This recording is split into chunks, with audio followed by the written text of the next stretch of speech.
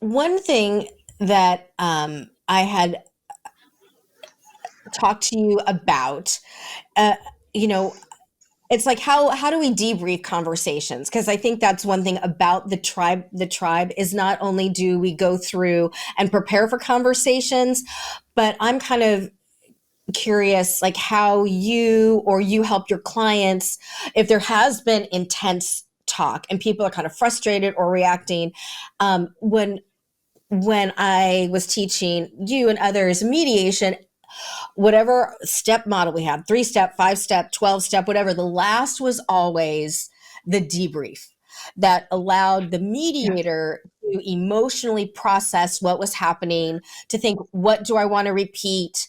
What kind of didn't meet my expectation in a good environment? And so that way it was a way for us to emotionally close out that time so we don't continue living in that intense place. How do you work Yep. with your Yeah. clients, or how do you actually kind of mentally, emotionally, procedurally debrief?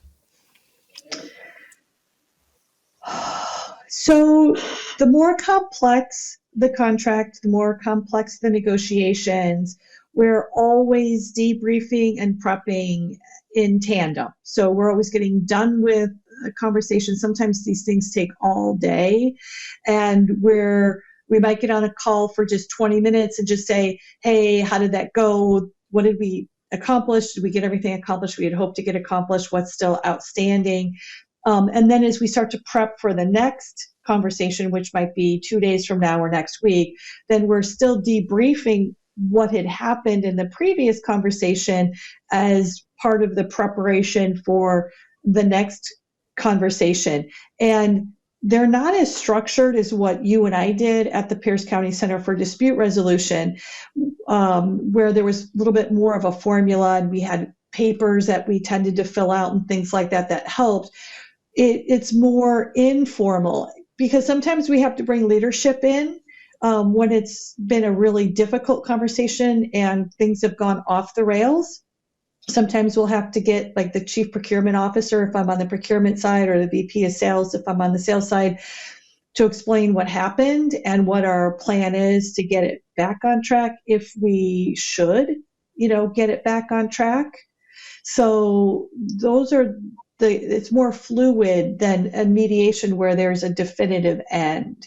And then Mm-hmm. sometimes we have a little bit of a celebration after a contract is signed. We might all get on a call and, have a virtual cheers coffee anymore these days because we don't do this in person, just to say congratulations, it's been executed, and we all, appreciate everyone's time and energy and effort.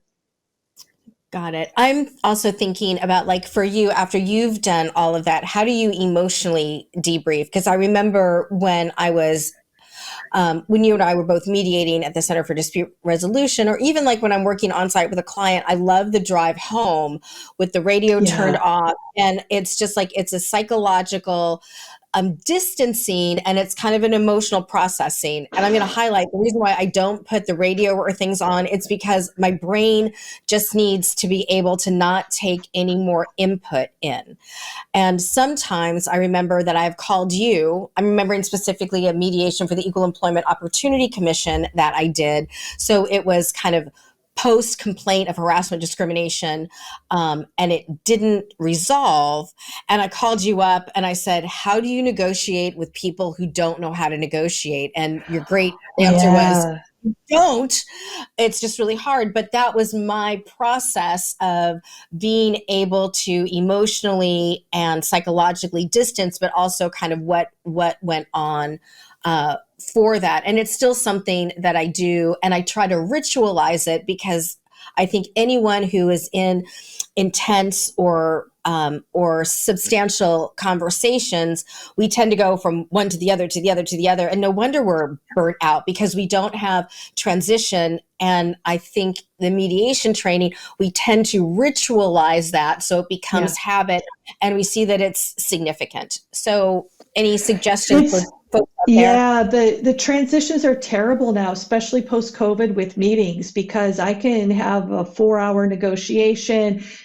followed by maybe 30 minutes if I've scheduled it, some sort of a break. And then I'm with another client and I might be mentoring them to prepare for yet a whole different negotiation, a different set of facts. And so the way that I emotionally debrief is, you are a member of my tribe. And I have a very good personal friend who's now the chief procurement officer at a very large company. And he lives here in Seattle. And the two of us talk smack. And so everything is like totally on the up and up. We don't talk to each other about anything we're not supposed to talk about. So we don't use names and specificities and things like that. But, like, I can just say, like, to your point, like, how do you negotiate with someone who doesn't know how to negotiate?